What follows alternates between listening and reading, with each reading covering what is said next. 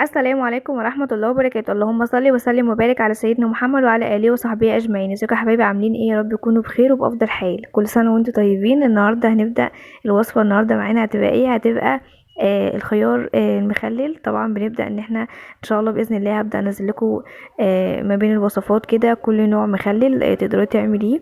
سهل جدا وبسيط في البيت، وبقى يعني مش هيكلفك كتير خالص خالص خالص، وسهل سهل سهل فوق ما تتخيلي.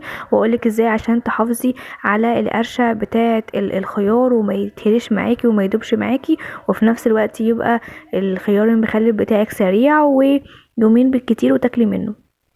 تمام. انا هنا جبت البرطمانات بتاعتي ازاز او بلاستيك. عقمتها ازاي؟ عقمتها ان انا نضفتها جدا وغسلتها بميه سخنه كده، وبدات ان انا مقطعه الخيار بتاعي. التقطيع تعجبك على حسب حجم الخياره، ان في رفيع وفي تخين. التخين قطعته كده طرنشات، والرفيع سيبته زي ما هو، احطه سليم. تمام.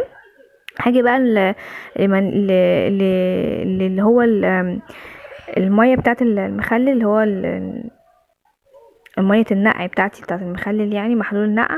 حطيت معلقه سكر لكل لتر ميه، معلقه سكر ومعلقتين من الملح وفنجان من الخل.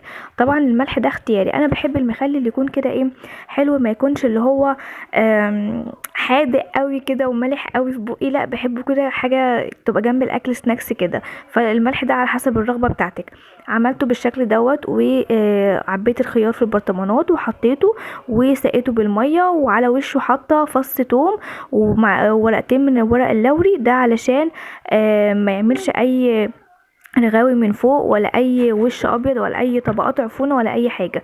يا رب يكون الطريقه عجبتكم. مفيش اسهل منها. اشوفكم على خير فيديو جديد، والسلام عليكم.